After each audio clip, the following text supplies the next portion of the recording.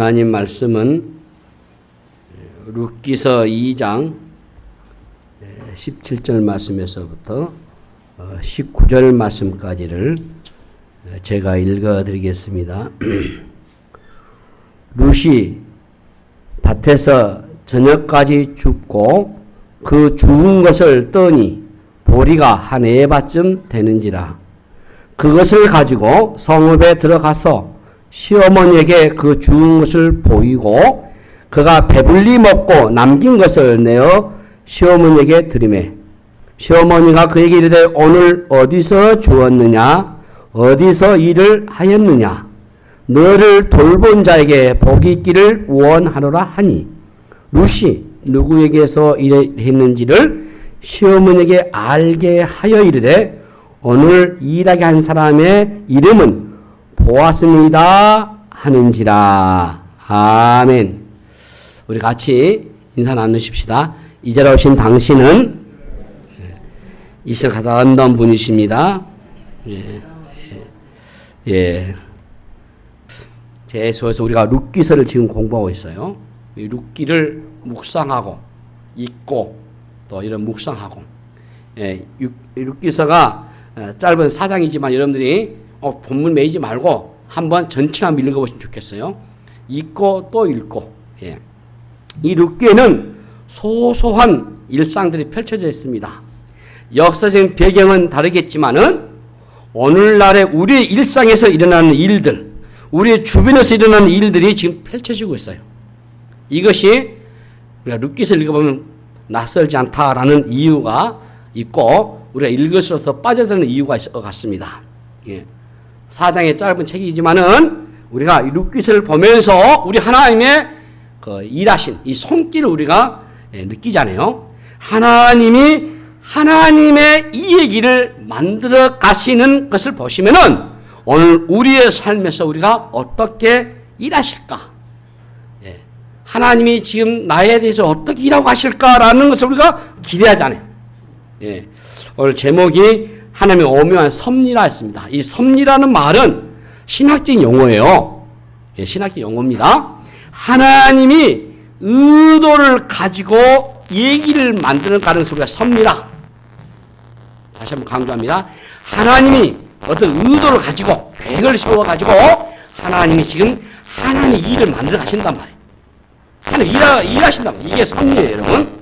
이 룻기에는 하나님이 강한 의도를 가지고 지금 하나님의 자신의 얘기를 지금 끌어가는 것을 볼 수 있어요. 그래서 여러분들이 이 속에서 일어나는 사건 하나도 그냥 우리가 지나칠 수 없단 말이에요. 단어 한마디, 또 말 한마디, 거기에 나온 인물들, 사건들, 지역들, 숫자들, 이래서 우리가 하나하나 의미가 있어요. 자, 이 룻이 하루 종일 밭에서 일하고 가져온 보리를 타작해 보니까 한 에바쯤 되었다라고 했습니다. 여기 한 에바는 약 25리터를 추산합니다. 성인 한 사람이 보름가량 먹을 수 있는 분량이에요. 일반적으로 하루 종일 일해서 얻을 수 있는 분량을 훨씬 넘어서는 양입니다. 자, 이 보아스가 우리가 지난 주일로 봤잖아요. 보아스가 곡식단에서 조금씩 뽑아 주었기 때문에 가능한 분량이에요. 그냥 땅에서 이상만 주어서는 이 양을 채울 수가 없어요. 그래서 보아스가 시키잖아요. 소년들에게 너희들이 이미 갖고 있는 뽑았던 그 흘려줘라. 의도적으로 흘려줘라. 룻이 열심히 그것을 주어가지고 지금 왔어요. 이 보아스로부터 특별한 은혜를 입은 것이죠. 이 룻으로서는 떨어진 이상만 주어도 감지덕지한 일이었는데 놀라운 은혜를 입었어요. 하나님의 이 자비하심, 하나님의 이 인자하심, 이 호의하심,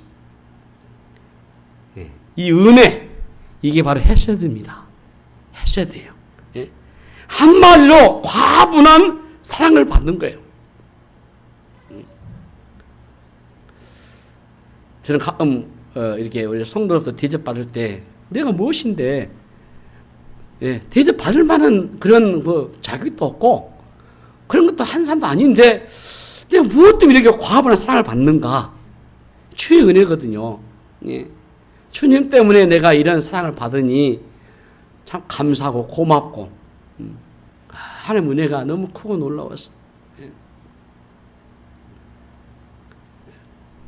별것도 아니지만은 별 한 것도 없고 그런 자격도 조건도 없는데 목사님이라고 하면서 인사도 해주고 반겨주고 영접해주고 대접해주고 예?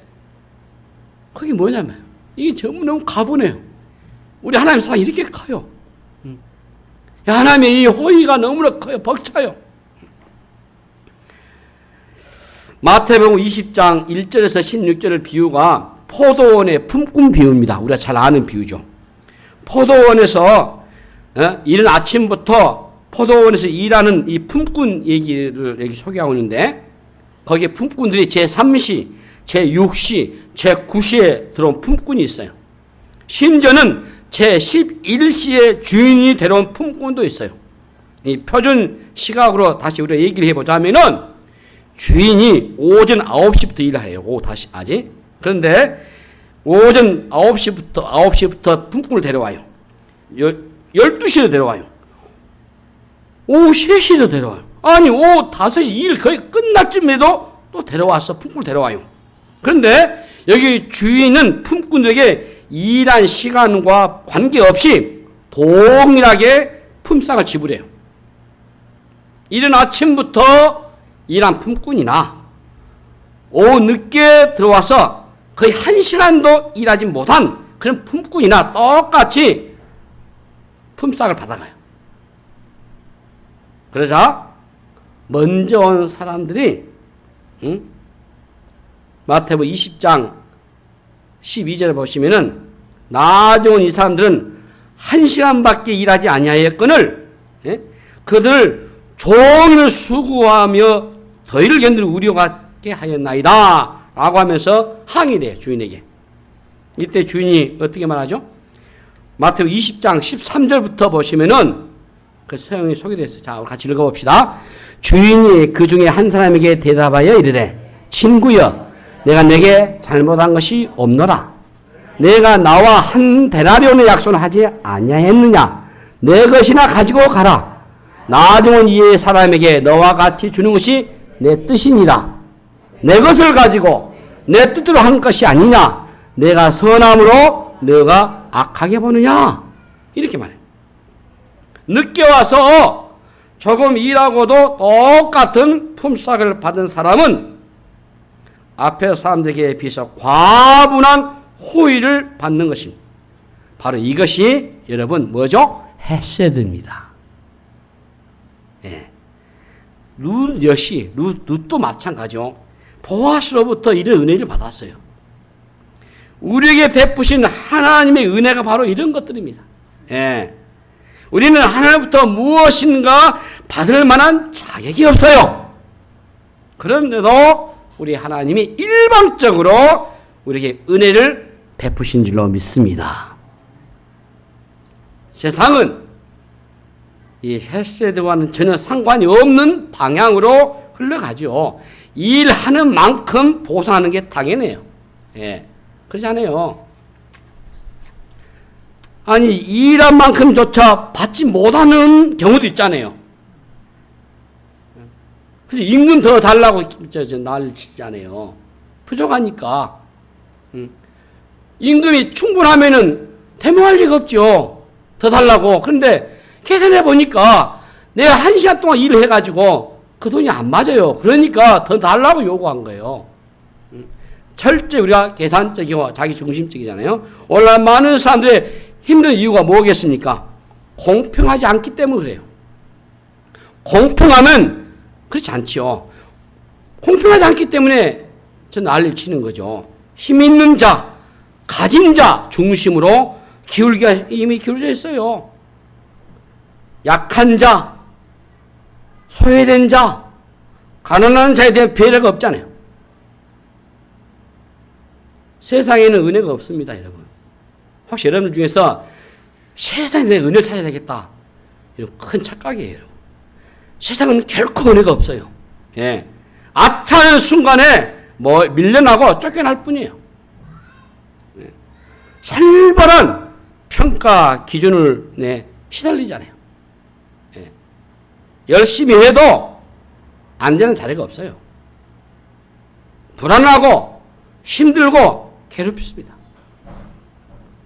창세기로부터 요한계시록까지 이 성경 전체에 흐르는 거대한 강물이 바로 한마디로 하나님의 헤세드라고 저는 보아요. 예. 이 헤세드가 없으면은 사실 우리가 살 수가 없어요.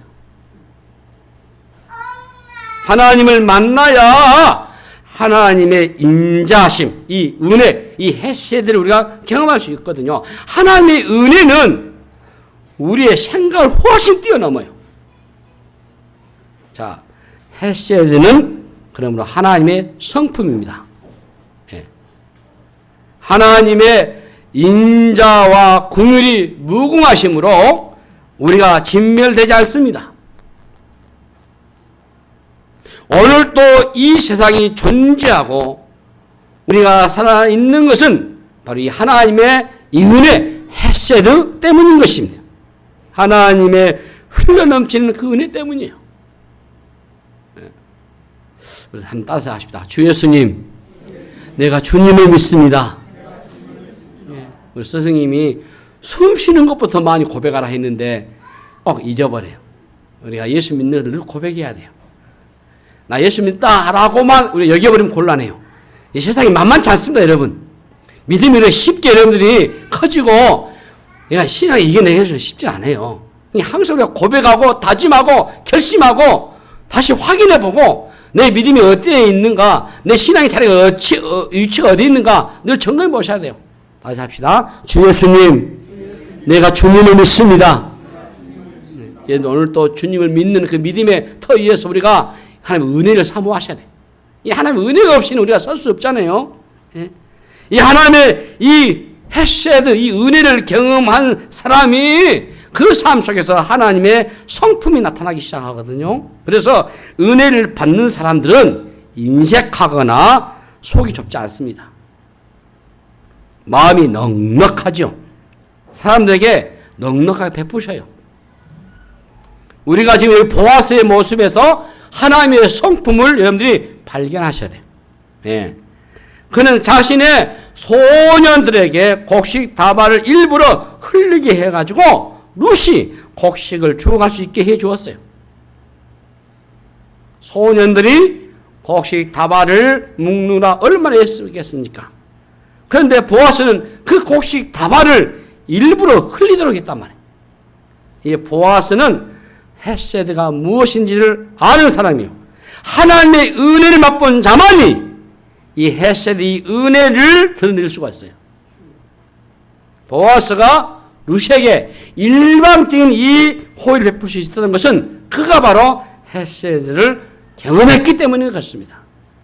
그러니까 우리가 은혜를 경험해 보셔야, 은혜를 맛보셔야 우리도 하나님의 은혜를 나눌 수가 있는 거예요. 본인은 정작 은혜 받지 않으면서 상대방에게 은혜 받으라고 라고 말하면 좀 말이 안 맞잖아요. 내가 이런 은혜를 받아보니 이게 기가 막히구나. 그래 당신도 이 은혜를 한번 맛보십시오. 하나님 은혜를 구하십시오. 그렇게 구할 수 있는 거예요. 자, 우리 여기서 한 가지 또 놓치지 말아야 할 것이 있는데요. 그게 바로 이 루시의 성실함입니다.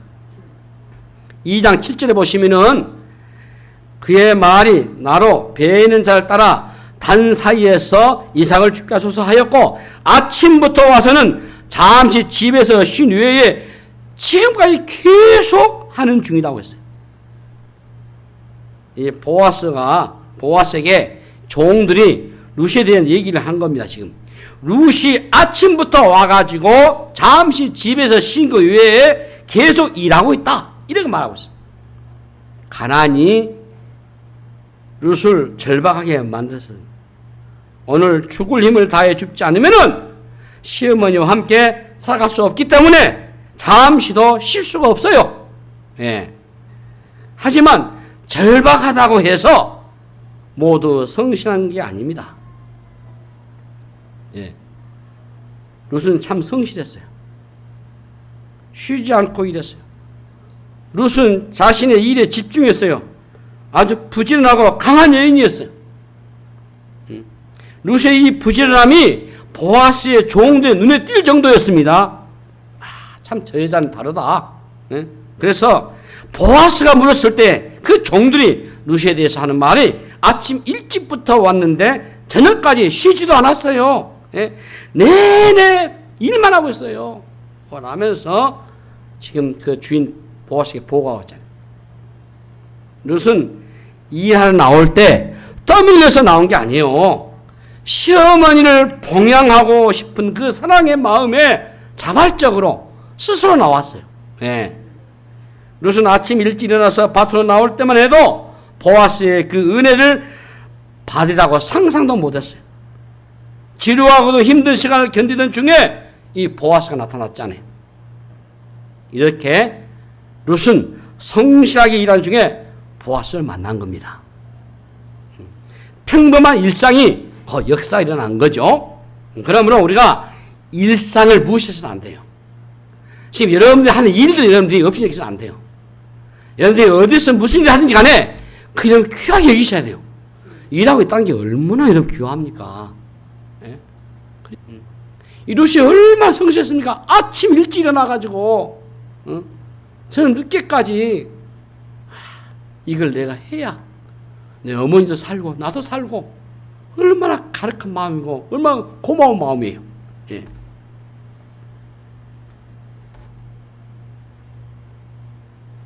아침 일찍 일어나가지고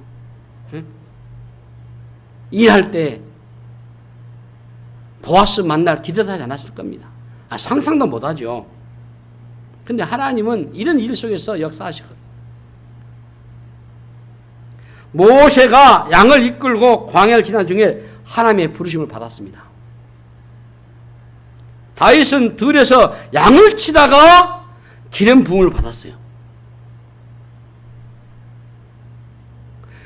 어부였던 베드로가요, 바닷가에서 그물을 씻다가 주님을 만났습니다. 주님의 제자였던 마태는 세관에 앉아서 업무를 보던 중에 주님을 만났어요. 이처럼 하나님의 역사는 일하는 현장에서 일어난 줄로 믿습니다. 직장 생활을 하든 장사를 하든 뭐 학생이든 뭐 군인이든 뭐든 간에 열심히 하는 중에 하나님 부르심 받고 일하는 것은 얼마나 귀합니까? 그래서 우리 신자들은 기본적으로 성실하고 부지런하셔야 돼요. 우리가 성실하게 무엇인가 일하고 있을 때에 하나님은 하나님의 이 얘기를 우리 삶에 엮으셔요. 사무엘이 들어보세요. 이새의 집에 왔을 때에 다윗의 형들은 다 아버지 곁에 있었으나 다윗만 양들을 돌보러 들판 나가셨다고 했어요. 다윗이 골리앗을 물리친 사건도요, 그 형들의 도시락을 가지고 전쟁터에 다녀오라고 하는 아버지의 심부름을 갖다가 일어났잖아요. 우리가 성실하게 자기의 맡게 된 임무를 수행할 때 하나님의 역사가 일어난 줄로 믿습니다. 이 사실을 잊어버려서는 안 돼요. 요직을 맡았다고 기증한 일을 하는 게 아니에요. 별 볼 일이 없는 일이라도 성실하게 그 자리를 지키고 견딜 때 우리 하나님이 찾아오셔서 위대한 역사를 일으키시는 겁니다.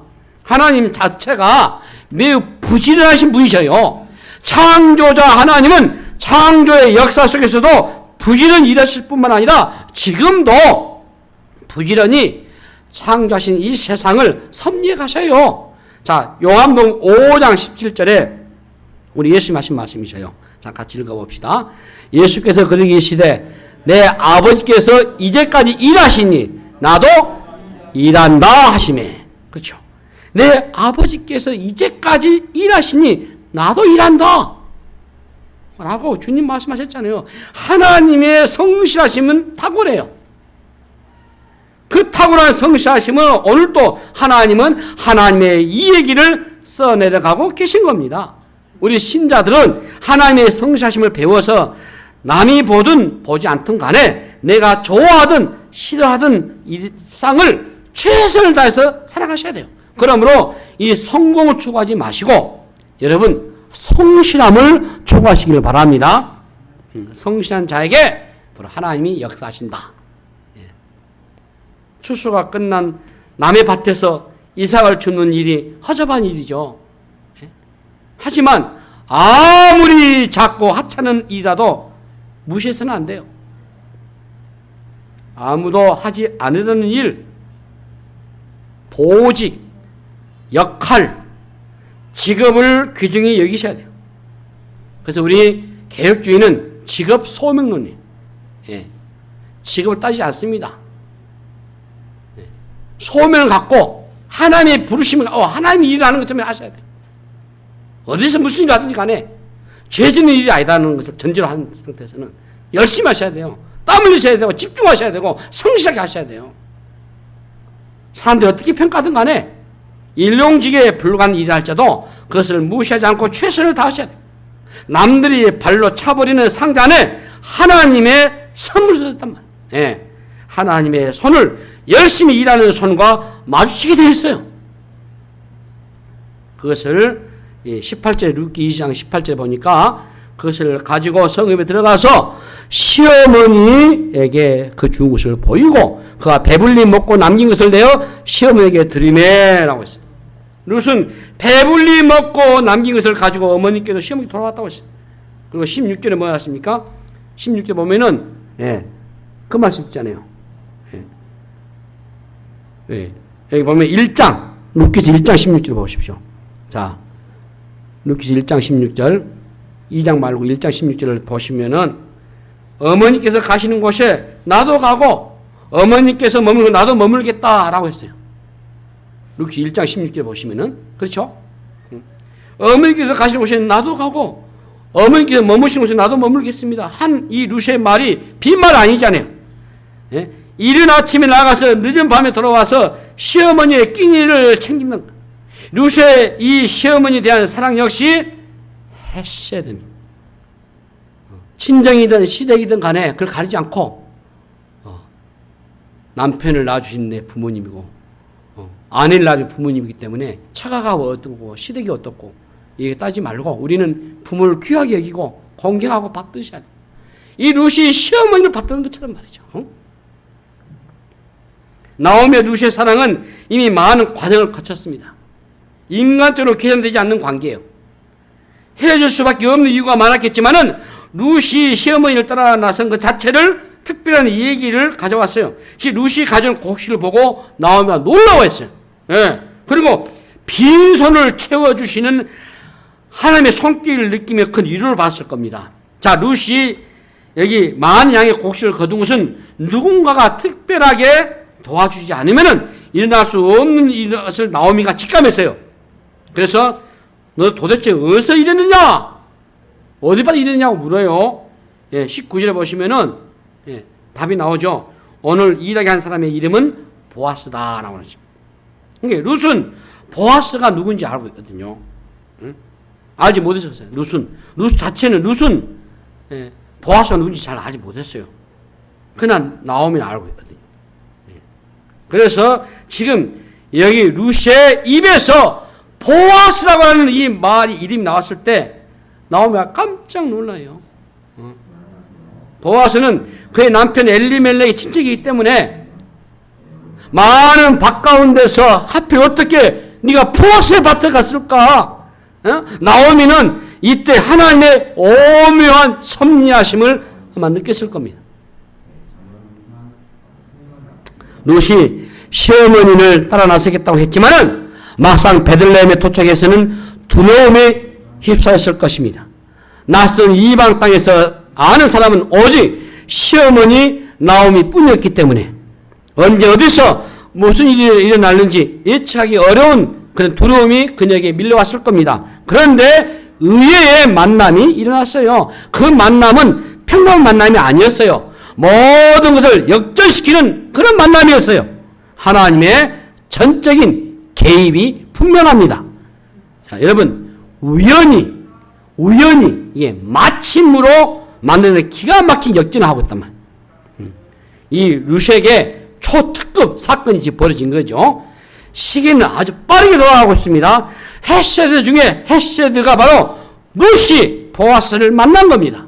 룻이 가져온 한 에바의 보리만도 나오미로서는 놀라운 일이었어요. 그런데 보아스의 밭에서 가져왔다는 이 소리에 나오미가 더 놀라운 거예요. 지금 사실 나오미는 룻을 통해서 무슨 일이 일어날 것인지 생각한 적이 없습니다. 물론 아직도 그런 놀라운 일을 짐작도 못했을 겁니다. 나오미의 눈에 룻은 그저 불쌍하고 안쓰러운 과부 며느리일 뿐이요, 어쩌면 나오미는 룻을 그의 무거운 귀향길에 붙은 한 혹이라고 생각했을지도 모르겠습니다. 하지만 나오미는 하나님을 완전히 불신한 사람은 아니었어요. 그녀는 하나님의 이 손길, 섭리의 손길을 희미하게나마 믿고 있었어요. 하나님이 자신의 삶에 은혜를 베푸실 것이라고 하는 이 기대를 그녀는 포기하지 않았을 겁니다. 나오미는 여전히 오늘 일하게 한 사람의 이름이 보아스다고 하는 이 룻의 대답을 듣고 얼마나 놀라운 일이 일어날지 짐작도 못했지만은 짙은 어둠을 거두는 하나의 핏줄기를 어렴풋이 그녀는 느끼고 있었을 것 같습니다. 사실은 강력한 핏줄기가 나오미의 그 어두운 그늘을 비추고 있었기 때문에, 자, 헤세드는 이처럼 숨어 있어요. 처음부터 드러나지 않습니다. 그러나 하나님의 백성들에게 헤세드는 우리의 삶의 곳곳에서 불쑥불쑥에 솟아오르게 되어 있어요. 의의 장소에서, 평범한 일상 속에서, 우연히 마주치는 사람들 속에서 알아보든 알아보지 못하든 간에 이 헤세드, 이 은혜는 우리의 삶 속으로 다가오게 됐습니다. 사랑하는 성도 여러분, 우리 일상에 숨어있는 이 헤세드가 드러나면서 이 얘기는 역전을 흐르게 되어 있습니다. 아무 일도 일어나지 않는 시간이 한없이 흐르는 하다가 갑자기 사건이 벌어집니다. 그럼으로써 여러분의 매일의 일상의 삶을 묵묵히 감당하시길 바랍니다. 예기치 않는 순간에 우리 하나님이 개입하셔가지고 우리의 인생을 역전시킬 것을 여러분 믿으시기 바랍니다. 지금까지 여러분의 인생이 바닥을 쳤다면 다시 치솟아오르는 역전의 드라마가 시작될 수 있도록 여러분들이 많이 기도하시기를 바랍니다. 이전에 한 번도 맛보지 못했던 그런 헤세드의 역전극이 일어나도록 여러분들이 많이 기도를 하셔요. 하나님, 제게 은혜를 주십시오. 제가 매일 하나님 앞에 일어나서 묵상 기도할 첫 번째가, 하나님, 제게 오늘 또 복을 주시고, 이런 말 하시잖아요. 여기 써 있잖아요. 민수기 6장 24절 26절. 내게 복을 주시고 날 지켜주시고 하나님이 그 얼굴 내게 비춰서 은혜 주시고 내게 평강 주십시오. 이것처럼 큰 복이 어디 있어요? 응? 하나님, 제게 오늘 또 복을 주시고 지켜주시고 은혜와 평강을 내주셔서 오늘 또 내 삶 속에 하나님의 일하심을 경험하게 해주십시오. 은혜 주십시오. 이 은혜를 달라고 구하는데 하나님이 왜 은혜를 안 주시겠습니까, 여러분? 그래서 여러분들의 일상 속에서 하나님이 일하시는 것을 경험하시면서 기도하시는 하나님의 역사는 이미 시작이 됐습니다. 하나님의 헤세드의 손길은 오늘도 여러분의 모든 삶의 영역 속에서 숨어 있습니다. 사건과 일들과 여러분의 만남 속에 개입하셔서 우리 인생을 역전시키실 그 하나님을 기대하시면서 저와 여러분 오늘도 믿음으로 기도하시고 그 하나님의 은혜를 체험하는 은혜가 되시기를 주의 이름으로 축복합니다. 하나님 아버지, 은혜를 감사합니다. 하나님의 놀라운 섭리를 우리가 경험하게 하면서 하나님의 일하심을 우리가 보면서 하나님의 은혜를 구하오니 주여 우리 온 성도에게 심령 속에 각자에게 은혜로 충만케 하여 주시옵소서. 하나님의 사랑에 계신 헤세드의 그 은혜를 맛보게 해서 우리의 삶에 역전되고 승리하는 복된 삶이 되게 하여 주시옵소서. 감사하고 우리 구주 예수 이름으로 간절히 기도하옵나이다. 아멘.